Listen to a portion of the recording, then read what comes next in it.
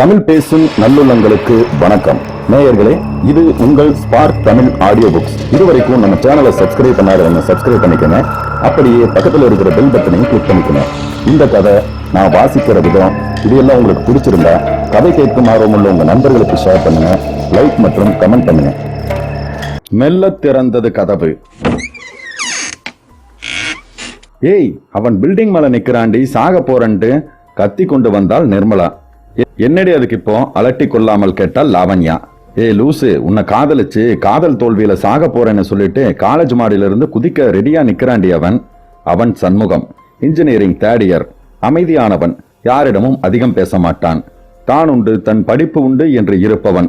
College ஹாஸ்டலில் தங்கி படிக்கிறான். இவன் ராகிங் செய்வதை விட இவனை ராகிங் செய்த இளவட்டங்கள் தான் அதிகம். பயந்த சுபாவம். லாவண்யா 2வது வருடம் இன்ஜினியரிங். குறும்புக்காரி, வெட்டேத்தி. அவளும் ஹாஸ்டல்ல தான். இவனது பயம் தனித்து இருப்பது அவளை கொஞ்சம் விளையாட தூண்டியது. தன் நண்பியிடம் பெட் கட்டினாள். ஏய் நிம்மி, அந்த தேர்ட் இயர் பையன் இருக்கானே சண்முகம், அவனை கொஞ்சம் ஓட்டலாமா? என்ன பெட்? அவனை என்ன லவ் பண்ண வைக்கிறேன். அடி போடி, அவன் பொம்மையை கண்டாலே அரண்டு ஓடுறான். அவனாவது லவ்வாவது, அதுவும் உன்னையெல்லாம் லவ் பண்ணா அவன் செத்து தான் போகணும். உண்மையாக போகிறது அவள் சொன்னது. லாவண்யா அவன் பின்னால் கத்தினாள். ஸ்னேகா புன்னகைத்தாள். அன்பாக கைப்பற்றினாள். ஆறுதலாக தோல் சாய்ந்தாள். வலுக்கட்டாயமாக காதல் முகம் காட்டினாள். அத்தனையும் வெறும் பயத்திற்கு என்று தெரியாமல் மெல்ல கரைந்தான் அவன். காதல் பூத்தது அவனுள். மறுநாள் இவளிடம் வந்தான். இவள் மொபைலை நோண்டிக் கொண்டிருந்தாள். ஹாய் லாவண்யா. ஹேய் சொல்லு டியர், என்ன எவ்வளவு தூரம்? கையில என்ன மலர் புத்தெல்லாம் வச்சிருக்க? கிண்டலாக கேட்டால் தான் ஜெயிக்க போவதை நினைத்து. மென்மையாக சிரித்தான் அவன். கொஞ்சம் தனியா பேசணும் உங்ககிட்ட. என்ன என்பது போல் பார்த்தால் ஏதும் அறியாதவள் போல. சரி வா, அந்த காட்டு பக்கம் போலாம். அங்கதான் யாரும் வரமாட்டாங்க. ஹாஸ்டலை ஒட்டி இருந்த பகலிலேயே யாரும் போக பயப்படும் அந்த அடர்ந்த காட்டினுள் உள் இழுத்து சென்றாள். கொஞ்சம் பயந்தே அவளை பின்தொடர்ந்தான் சண்முகம். ஏதேதோ பூச்சிகளின் ரீங்காரம், பறவைகளின் சப்தம் மட்டும் கேட்டது. பெரிய பெரிய பெயர் தெரியா மரங்கள் முன்னும் பின்னுமாக பிரம்மாண்டமாக வளர்ந்து பயத்தை மூட்டியது. மழை பெய்த ஈரவாசனை மரங்களின் அழுகிய பட்டையிலிருந்து வந்தது. சூரியன் சாயும் அந்தி வேளையானதால் வெளிச்சம் குறைந்து மெல்ல இருள் கவ்வ ஆரம்பித்தது. லாவண்யா போதும், இதுக்கு மேல போக வேண்டாம். லாவண்யா ஏளனமாக சிரித்தாள். ஏண்டா இன்னும் கொஞ்சம் போலாமே, பயமா இருக்கா? சரி, விஷயத்தை சொல்லு. பூங்கொத்தை நீட்டினான். புன்னகைத்து ஐ லவ் யூ என்றான். ஹேய், என்ன சொன்ன? வெயிட் இரு. மொபைலை எடுத்து வீடியோ மோடை ஆன் பண்ணினாள். பிளாஷ் லைட்டில் அவன் கண்கள் ஒளியேற பின்புறம் இருட்டடிக்க தன் காதலை பூங்கொத்து கொடுத்து உணர்ச்சி பெருக்குடன் அவளிடம் சொன்னான். அவள் அதை கவனமாக பதிவு செய்து கொண்டாள். கடகனவன சிரித்தாள். சிரிப்பை நிப்பாட்ட முடியாமல் வாய்ப்புத்தி அடக்கினாள். இதை சொல்லத்தான் இங்க வந்தமா? நான் என்னமோ சீரியஸான விஷயம் சொல்வேன்னு பார்த்தா ஜோக் அடிக்கிற. அவன் முகம் இருண்டது. வினோதமாக பார்த்தான் அவளை. எனிவே தேங்க்ஸ், பூங்கொத்து அழகா இருக்கு, வா போகலாம். மனக்குழப்பத்துடன் எதுவும் பேசாமல் அவளை பின்தொடர்ந்தான். இருட்டிவிட்டது. அமைதியாக இருந்தது. சிறு சப்தம் கூட பயத்தை உண்டாக்கியது. மிரட்சியுடன் அவளை பின்தொடர்ந்தான். தொலைவில் ஹாஸ்டலின் வெளிச்சம் தெரிய வேக நடையுடன் அவளை பார்த்து கொண்டே சென்றான். வழியில் கற்கள் இடறியது. லாவண்யா மெல்ல இவனை பயமுறுத்தினாள். சண்முகம், இங்க லவ்வர்ஸ் நிறைய பேர் வந்து தூக்குமாட்டி செத்துருக்காங்க தெரியுமா? அங்க தெரியுது பாரு, பெரிய ஆலமரம். அங்கதான் நம்ம சீனியர் ஒருத்தன் தூக்குமாட்டி தொங்கிட்டான், பாவம். என்னது, உண்மையாவா? சில்லிட்டது இவனுக்கு. பயத்தில் அவனுக்கு தொண்டை அடைத்தது. கலவரத்துடன் இவளை ஒட்டி நடக்க ஆரம்பித்தான். கால்கள் தடுமாறியது. இவளது கையை இறுக்கமாக பிடித்து கொண்டான். இவள் கலகலவென சிரித்தாள். டேய், இப்படி பயப்படுற? கைய விடுறா. உதறினாள் அவன் கையை. ஏய் ப்ளீஸ், எதுவும் சொல்லாத லாவண்யா, எனக்கு பயமா இருக்கு. போலாம் வா, சீக்கிரமா போயிடலாம் ப்ளீஸ். அவள் அண்ணனடை பயின்றாள். அவன் ஓட்டமும் நடையுமாக இவளை இழுத்து கொண்டு ஓடினான். இவள் சிரித்து கொண்டே சென்றாள். ஒரு வழியாக ஹாஸ்டலை அடைந்தார்கள். கை காலெல்லாம் நடுங்கியது சண்முகத்திற்கு. ஓகே, பை பை லாவண்யா, நாளைக்கு பார்க்கலாம். தேங்க்ஸ். கலவரத்தில் காதல் எல்லாம் கரைந்து போனது. வேகமாக ரூமை அடைந்தான். மறுநாள் நண்பிகளுடன் கலகலவன பேசிக் கொண்டிருந்தாள் லாவண்யா. அருகில் நிம்மி. தூரத்தில் சண்முகம் வருவது தெரிந்தது. ஏய், உன் மன்மத வர்றான் பாருடி. நிம்மி சீண்டினாள். அவனை பார்க்காம என்னால சாப்பிட முடியல, தூங்க முடியல, ஒரே ஏக்கமாய் இருக்குடி. பொய் கவலை காட்டினாள் லாவண்யா. நண்பிகள் சிரித்தார்கள். பக்கத்தில் வந்து நின்றான் சண்முகம். ஏய் சம்மு, என்ன தெளிவா இருக்க? பயம் போயிருச்சா? ஈவினிங் காட்டுக்கு போலாமா? கடகடபென சிரித்தாள் லாவண்யா. ஃப்ரெண்ட்ஸ், சண்முகம் என்ன லவ் பண்றான். எனக்கு எப்படி லவ் சொன்னான் தெரியுமா? பாக்குறீங்களாடி? தன் மொபைலில் அவன் தன் காதலை வெட்கத்துடன் சொன்னதை எல்லோருக்கும் காண்பித்தாள். அனைவரும் சத்தமிட்டு சிரித்தனர். அவன் தலையை குனிந்து கொண்டான். கொஞ்சம் கூச்சமாகவும் அவமானமாகவும் இருந்தது. தனியாக தான் சொன்னதை இப்படி ஊரறிய செய்கிறாளே என மனம் வலித்தது. ஹேய், பாத்தீங்களாடி என்னோட ஆளை? என்ன எப்படி பூங்கத்து கொடுத்து ப்ரப்போஸ் பண்றான்னு? ஏய் நிம்மி, பாத்தியாடி? என்னால முடியாதுன்னு சொன்ன எப்படி என்ன நாய்க்குட்டி மாதிரி சுத்த வச்சேன் பாத்தியா? பெட்ல நான் தான் ஜெயிச்சேன், ஒத்துக்கறியா? குழப்பத்துடன் அவளை பார்த்தான். என்ன என்ன சொல்ல வர லாவண்யா? பெட்டா? விழித்தான். அதிர அதிர சிரித்தாள் அவள். ஏய், இங்க பாருடி இவன் முகத்தை, செத்து போச்சு பாரு. டேய், உனக்கெல்லாம் நான் கேக்குதா? உன் மூஞ்சிய கண்ணாடியில ஒரு தரமாக பார்த்திருக்கியா? பயந்தாங்கொல்லி. டேய், நீ ஆம்பளையான்னு எனக்கே டவுட்டா இருக்குடா. பொட்டச்சி மாதிரி இருட்டுக்கு அப்படி பயப்படுற? என் கைய வேற புடிச்சிட்டு வர்றேன். இன்னொருத்தனா இருந்திருந்தா செவுட்டுலயே 2 கொடுத்துருப்பேன். ஆசைய பாரு. இன்னொரு தரம் காதல் கீதல்னு பெணாத்திட்டு பின்னாடி வந்த அப்புறம் நடக்கிறதே வேற. ஓடுறா. முகத்தை கர்ண கொடூரமாக வைத்துக்கொண்டு அழுத்தமாக சொன்னாள். விதிர்விதிர்த்து போனான். பேசனா எழவில்லை. கண்களில் நீர் கோர்த்து கொண்டது. ஏ, அலறத பாருடி சின்ன பப்பா, போடா டே பொட்ட பயலே. நிம்மியும் அவனை ஏசினாள். இப்படியெல்லாம் பேசத லாவண்யா. நான் உன்னை உயிருக்கு உயிரா காதலிக்கிறேன். நீ இல்லாம என்னால வாழ முடியாது. நீ மட்டும் மாட்டேன்னு சொன்னா நான் செத்துருவேன். குரல் கரகரத்தது. செத்து தொல்லடா. நீ எல்லாம் உயிரோட இருந்து என்னத்த பண்ண போற? வேணா நான் கயிறு வாங்கி தரவா? கீழ்த்தரமாக அவமானப்படுத்தினாள். சுற்றி நின்ற சக மாணவர்கள் இவளை பார்த்தனர். வெக்கம் பிடுங்கி தின்றது அவனுக்கு. கோபமாக அவளை முறைத்து கொண்டு சொன்னான். என்னை அசிங்கப்படுத்தி தூக்கி எறியறில்ல, என்ன பண்றேன்னு பாரு. வேகமாக அங்கிருந்து நகர்ந்தான். நிம்மிக்கு பயம் கவ்வியது. ஏய், நீ கொஞ்சம் ஓவரா தான் போற லாவண்யா. அவன் ஏதாவது பண்ணிக்க போறான். போடி, சாவட்டும். இவ ஒருத்தி. நீயும் தானே சேர்ந்து கும்மி அடிச்ச. இப்ப என்ன ஞானோதயம்? வா போகலாம். இப்பொழுது அவன் அந்த உயர்ந்த கட்டிடத்தின் மொட்டை மாடியின் விளிம்பில் நின்று கொண்டிருந்தான். மெல்ல குனிந்து பார்த்தான். தலை சுற்றியது. கால்கள் கூச ஆரம்பித்தது. கீழே விழ 2 அடி மட்டுமே இருந்தது. நிம்மி லாவண்யாவை இழுத்து கொண்டு அங்கு வந்து சேர்ந்தாள். கூட்டம் கூடிவிட்டது. பக்கத்தில் பிரின்சிபல் படபடப்புடன் நின்று கொண்டிருந்தார். எல்லோரும் கத்திக் கொண்டிருந்தனர். லாவண்யா பிரின்சிபலிடம், சார் போலீஸை கூப்பிடுங்க சார், அவங்க 2 தட்டி தட்டி இறக்கி விட்டுருவாங்க. காலேஜ் மானம் கெட்டு போயிருமே. அவன் விழுந்தா மட்டும் போகாதா, காதும் காது வச்ச மாதிரி கூட்டிட்டு வாங்க சார். அவர் அழைத்தார். போலீஸ் வந்தது. அவன் அங்கேயே பயந்து நின்று கொண்டிருந்தான். 4 போலீஸ் மெதுவாக ஏறி அவனை பிடிக்க பின்னால் சென்றது. எதேச்சையாக பின்னால் திரும்பியவன் போலீஸை கண்டு கோபமானான். அங்கிருந்தே லாவண்யாவை முறைத்து பார்த்து கொண்டே உச்சியிலிருந்து வேகமாக எம்பி குதித்தான். கூட்டம் அலறியது.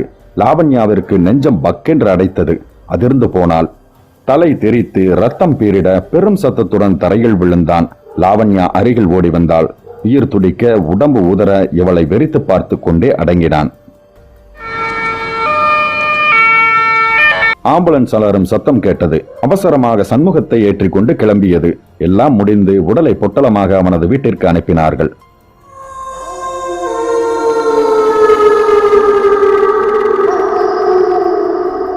இரவு. நண்பிகளுடன் ரூமில் உட்கார்ந்திருந்தால் லாவண்யா. யாருக்கும் என்ன பேசுவதென்று தெரியவில்லை. அறையே மௌனமாக இருந்தது. இருந்தாலும் நீ இப்படி பண்ணியிருக்க கூடாது லாவண்யா, ஆரம்பித்தாள் நிம்மி. அவன் சாகும்போது பார்க்கணுமே. அவன் கண்ணுல ஒரு கொலை வெறி தெரிஞ்சது. லாவண்யா சொன்னாள். ஏய் சும்மா இருடி. நான் அவன் இப்படி பண்ணுவான்னு நினைக்கவே இல்லை. ஏதோ விளையாட்டுக்குன்னு அவனை ஓட்டினேன்.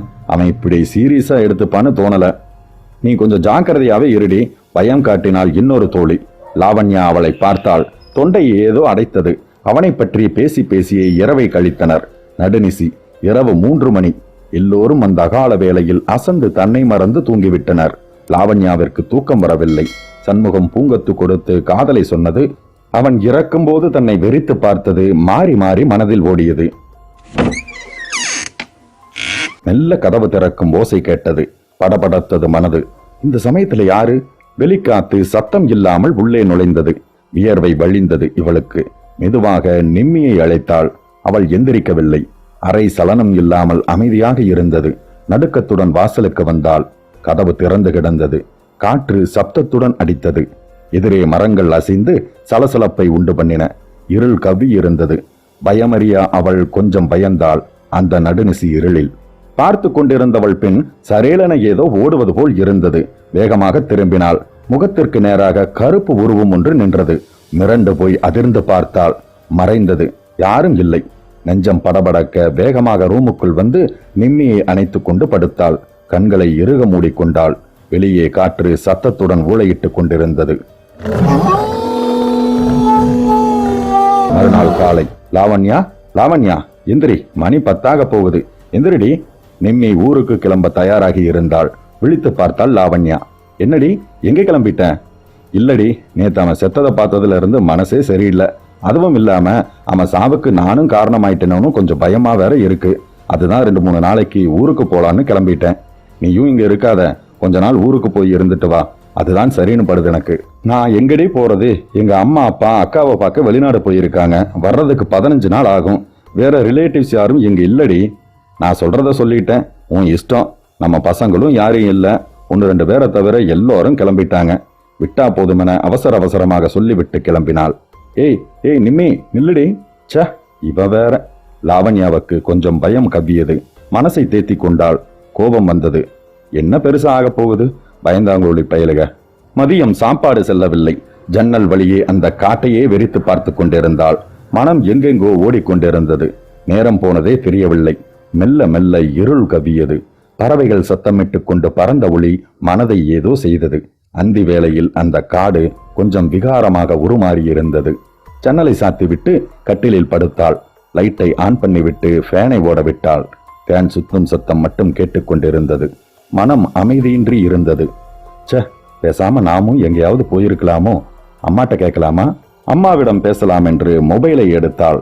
கால் போனது. யாரும் எடுக்கவில்லை. ச என்றவாறு மொபைலை தன் நைட் பேண்டிற்குள் செருகினாள். அப்படியே தலைமையில் சுற்றிய ஃபேனை பார்த்து கொண்டு இருந்தாள். நேரம் போனது தெரியவில்லை. போன் ஒலிக்கும் சத்தம் கேட்டது. அம்மாவாகத்தான் இருக்கும்.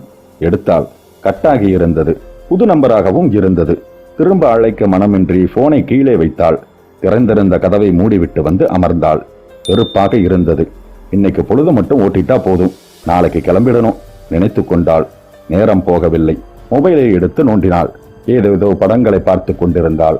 மனம் ஒட்டவில்லை. கட் பண்ணிவிட்டு கட்டிலில் படுத்து கண் மூடினாள். நேரம் போனது. வியர்வை கழுத்தில் வழிந்தது. கசப்பாக இருந்தது. கண் விழித்து பார்த்தால் ஒரே இருள். கரண்ட் கட்டாகி இருந்தது. ஒரே நிசப்தம். சூன்யமான அமைதி பரவி இருந்தது. மொபைலை தேடி எடுத்து பார்த்தாள். மணி 2. மொபைலை மூடிவிட்டு கண்களை மூடினாள். சிறிது நேரம் கழித்து மொபைல் கத்தியது. அந்த நிசப்தத்தில் விகாரமாய் கேட்டது. அரண்டு போய் விழித்தாள். பதட்டத்துடன் கைகளில் எடுத்து பிரித்தாள். அதில் சண்முகம் சிரித்து கொண்டே பூங்கொத்தை நீட்டினான். பயந்து மொபைலை எறிந்தாள். வேகமாக மூச்சு வாங்கியது. திரும்ப மொபைல் சத்தம். ஓரத்தில் கிடந்த மொபைல் கண் சிமிட்டி அலறியது. இதயம் படபடக்க வெறித்து பார்த்து கொண்டிருந்தாள். அடங்கியது போன். தலையணையை இறுக்கிக் கொண்டாள் வயிற்றுடன். மெல்ல திறந்தது கதவு. எதிரே ஓர் உருவம் நிற்பது தெரிந்தது. மூச்சு நின்றது இவளுக்கு. பயத்துடன் வெறித்து பார்த்தாள். உள்ளே நுழைந்தது. யாரு யாரு? வார்த்தை சத்தமில்லாமல் வெளிவந்தது. லாவண்யா. சண்முகத்தின் குரல். அலறிக்கொண்டு ரூமிற்கு வெளியே ஓடி வந்தாள். பக்கத்தில் இருந்த ரூம் கதவுகளை தட்டினாள். யாரும் இல்லை. காப்பாத்துங்க காப்பாத்துங்க என்று கதறினாள். அந்த உருவம் இவளை நெருங்கியது. பயத்தில் அலறிக்கொண்டு தலை தெறிக்க ஓடினாள். இவளது காலடி சத்தம் காரிடாரில் பட்டு எதிரொலித்தது. வேகமாக கேட்டின் அருகே ஓடி வந்தாள். கேட் பூட்டியிருந்தது. வாட்ச்மேன் குடித்துவிட்டு ஓரமாக கிடந்தான். பின்னால் மெல்ல திரும்பினாள். அந்த உருவம் அருகில், மிக அருகில் நின்றது. என்று அலறினாள். தாறுமாறாக கேட் கதவில் ஏறி மறுபக்கம் குதித்தாள். கேட்டின் கூர்முனையில் ஒன்று இவளது உடையுடன் சேர்ந்து உடல் பகுதியை கிழித்தது. ரத்தம் பீரிட்டது. வழியில் கத்திக்கொண்டு கீழே விழுந்தாள். மூச்சு முட்டியது. லாவண்யா. திரும்ப சண்முகத்தின் குரல். பெருங்குரல் எடுத்து கத்தினாள் லாவண்யா. எழுந்து கண்மண் தெரியாமல் அந்த காட்டை நோக்கி ஓடினாள். ரத்தம் வழிநெடுக சிந்திக்கொண்டே வந்தது. காட்டின் உள்ளே அடர்ந்த மரங்கள் அந்த நடுநிசியில் பயங்கரமாக நின்றது. ஈரப்பட்டையின் நாற்றம் நாசியில் ஏறியது. கால்கள் தடுமாற மேல் மூச்சு கீழ் மூச்சு வாங்க அழுகையில் முனகிக் கொண்டே ஓடினாள். மூச்சு முட்ட ஒரு மரத்தின் கீழ் நின்றாள். வாய்வழியே மூச்சு வாங்கினாள். கை கால் அசைந்தது. முட்டியை கைகளால் அழுத்திக் கொண்டு குனிந்து நின்றாள். ஏதோ பின்னால் தட்டுவது போல் இருந்தது. அதிர்ந்து திரும்பினாள். மரத்தில் 2 கால்கள் தொங்கிக் கொண்டிருந்தது. நெஞ்சம் படபடவென்று அடித்தது. என்று கதறிக்கொண்டு காட்டின் உள்ளே ஓடினாள். போதும் போதும். மனம் நிப்பாட்டியது. இதுக்கு மேல ஓட முடியாது. மூச்சை இழுப்பது கஷ்டமாக இருந்தது. நெஞ்சை அடைத்தது. அங்கேயே அமர்ந்தாள். உடை முழுவதும் ரத்தம் வழிந்து பிசுபிசுப்பாக்கியது. தலையெல்லாம் களைந்து ஆடையெல்லாம் கிழிந்து வியர்வை வழிய பிரம்மை பிடித்தவள் போல் அந்த அகால வேளையில் அடர்ந்த காட்டின் மையத்தில் கும்மிருட்டில் உட்கார்ந்திருந்தாள். பயம் பயம் பயம் மட்டுமே முழுமையாக பரவியிருந்தது. காற்றில் ஏதும் இல்லாமல் மரங்கள் எந்த அசைவும் இன்றி சூன்யமாக இருந்தது. தொண்டை வறண்டது. மெல்ல தலையை தூக்கி சுற்றும் முற்றும் பார்த்தாள். எங்கோ பார்த்த இடம் போல் இருந்தது. ஞாபகம் வந்தது. ஆமா ஆமா, இது அதே இடம்தான். சண்முகம் தன்னோட காதல சொன்ன அதே இடம்தான். கலவரத்துடன் சுற்றி பார்த்தாள். திடீரென போன் ஒலிக்கும் சத்தம் கேட்டது. மிக அருகில் தேடினாள். எதிரே இவள் போன் கிடந்தது. ஏன் என்னோட போன் இங்க எப்படி? அதிர்ந்து பார்த்தாள். மெல்ல போனின் சத்தம் பெரிதாகி அலறியது. போனின் ஒளி அதீதமாகி கண்ணை கூசியது. கண்கள் விரிய பார்த்தாள். வெடித்து சிதறியது போன். வெண்மையாக புகை கிளம்பி பரவ அதன் உள்ளிருந்து மெல்ல சிதறி போன தலையுடன் ரத்தம் சொட்ட சொட்ட பூங்கொத்துடன் வந்தான் Shanmugam. I love you Lavanya. உயிர் வாய் வழியே வெளிவர கத்தினாள் அந்த காடே அதிர. மெல்ல அருகில் வந்து இவளை இறுக்கினான். எலும்பு கூட பொடி பொடியாய் நொறுங்க மூளைக்குள் அதிவேகமாக ஓடிய ரத்தம் நாளங்களை அழித்து வெடிக்க மூக்கின் வழியே ரத்தம் பீரிட்டு வெளிவர கண்கள் பிதுங்கி நிலை குத்தியது. பறவைகள் கத்திக்கொண்டு நாலாபுரமும் பறந்தன. அந்த காட்டிற்குள் இருந்து நரிகள் ஊளையிடும் சத்தமும் கேட்டது. மறுநாள் ஹாஸ்டல் வார்டன் கலவரத்துடன் பிரின்சிபால் முன் நின்றான். சார், அந்த பொண்ணு லாவண்யாவை காணோம். நேத்து ஈவினிங் கூட பார்த்தேன்னு வாட்ச்மேன் சொன்னான். போன் பண்ணா சுவிட்ச் ஆஃப்னு வருது சார். யோ என்று அதிர்ந்து கத்தினார் பிரின்சிபால். ஏற்கனவே அந்த பையன் சண்முகம் தற்கொலை பண்ணிட்டான்னு போலீஸ் கேஸ போட்டு உயிரை வாங்குறாங்க. இதுல நீ வேற பொண்ணை காணோன்னு சாவடிக்கிற. ஹாஸ்டல ஒழுங்கா கவனிக்காம அப்படி என்ன வேலை பார்க்கற? எங்கே என இருந்த நேத்து? சார் அது வந்து நீ என்ன பண்ணுவியோ எனக்கு தெரியாது. முதல்ல அந்த பொண்ணை தேடி கண்டுபிடிச்சு கூட்டிட்டு வா, இல்ல நீ இருக்க மாட்ட. சார் வார்டன் கெஞ்சி கொண்டிருந்த பொழுது தலை தெறிக்க ஓடி வந்தான் வாட்ச்மேன். மூச்சிறைத்தது. சார் நம்ம ஹாஸ்டல்ல இருந்து அந்த காடு வரைக்கும் ரத்தம் கோடு போட்ட மாதிரி சொட்டு சொட்டா போகுது சார். சீக்கிரம் வந்து பாருங்க சார். மூவரும் காட்டுக்குள் நடந்தனர். மழை வந்து ஈரசகதியாக கிடந்தது. வழியில் அவளது செயின் கிடந்தது. சிறிது நேரம் கழித்து கொஞ்ச தூரத்தில் பிணவாடை அடித்தது. மூக்கை பொத்தி கொண்டு சென்றனர். அங்கே எறும்புகள் பூச்சிகள் மொய்க்க பருந்துகள் கொத்தி கொண்டிருக்க லாவண்யாவின் உடல் அடையாளம் தெரியாமல் உருக்குலைந்து கிடந்தது. மிரண்டு நின்றனர் மூவரும். இரவு 10 மணி. வீட்டில் தன் அறையில் கட்டிலில் படுத்திருந்தாள் நிம்மி. போனை பதட்டத்துடன் பார்த்து கொண்டிருந்தாள். ச்சே, லாவண்யாவுக்கு எத்தனை தடவை போன் பண்றது? சுவிட்ச் ஆஃப்னே வருதே, ஏன்னு தெரியல. என்ன பண்றது யோசித்தாள். ஏதேதோ சிந்தனை மனதை அழுத்த யோசனையுடன் அப்படியே கண்ணசந்தாள். திடீரென விழிப்பு வந்தது. அருகில் போன் அலறிக் கொண்டிருந்தது. எட்டி கடிகாரத்தை பார்த்தாள். மணி இரவு 1. போனை எடுத்து ஆன் செய்தாள். புது நம்பராக இருந்தது. தயக்கத்துடன் பேசினாள். ஹலோ, யாரு? நிம்மி. அதிர சிரிப்பு வந்தது. கேட்ட குரலாயிருக்கே. சண்முகத்தோட குரல் மாதிரி இருக்கே. அவனேதான். பயத்தில் நாக்கு எழவில்லை. சண்மு பிசிறெடுத்த குரலுடன் கேட்டாள். அதே பொட்டப்பைய தாண்டி கோபத்துடன் பதில் வந்தது. பயந்து போய் வேர்த்துவிட கண்களில் நீர் வழிந்தது. வாசலில் அந்த சத்தம் கேட்டது. புலை நடுங்க நெஞ்சம் பதைபதைக்க நாடி நரம்பெல்லாம் பயம் பரவ திரும்பினாள். மெல்ல திறந்தது கதவு. அன்பிற்கினிய நேயர்களே, உங்களுக்கு இந்த கதை பிடிச்சிருந்ததா? என்னோட குரல் மற்றும் கதை சொன்ன விதம் எப்படி இருந்ததுன்னு உங்களோட கருத்துக்களை தவறாம கமெண்ட் பாக்ஸ்ல கமெண்ட் பண்ணுங்க. மறக்காம ஒரு லைக்கும் தட்டி விடுங்க. அதோட உங்களை மாதிரியே கதையை விரும்பக்கூடிய உங்க நண்பர்களுக்கும் இந்த கதையை ஷேர் பண்ணுங்க. நீங்க ஒரு வேளை நம்ம சேனலை சப்ஸ்கிரைப் பண்ணாம இருந்தீங்கன்னா உடனே சப்ஸ்கிரைப் பண்ணிட்டு நோட்டிபிகேஷனையும் ஆன் பண்ணிக்கோங்க. கதை கேட்டுட்டு சப்ஸ்கிரைப் பண்ணாம போற நண்பர்களுக்கு ஒரு விஷயத்தை நான் சொல்லிக்க விரும்புறேன். ஒவ்வொரு ஆடியோ புக்கு பின்னாடியும் பல மணி நேர உழைப்பு இருக்கு. அந்த உழைப்புக்கான அங்கீகாரம் தான் நீங்க நம்ம சேனலை சப்ஸ்கிரைப் பண்றதும் உங்க லைக், ஷேர்ஸ் மற்றும் கமெண்ட். இது மட்டும்தாங்க. இந்த விஷயங்களை நீங்க ஏத்துக்கிட்டீங்கன்னா கண்டிப்பா சப்ஸ்கிரைப் பண்ணுவீங்கன்னு நான் நினைக்கிறேன். ஓகே, மற்றும் இன்னொரு அருமையான கதையோட உங்களை நான் சந்திக்கிறேன். உங்களிடமிருந்து விடைபெறுவது உங்கள் கார்த்திகேயன்.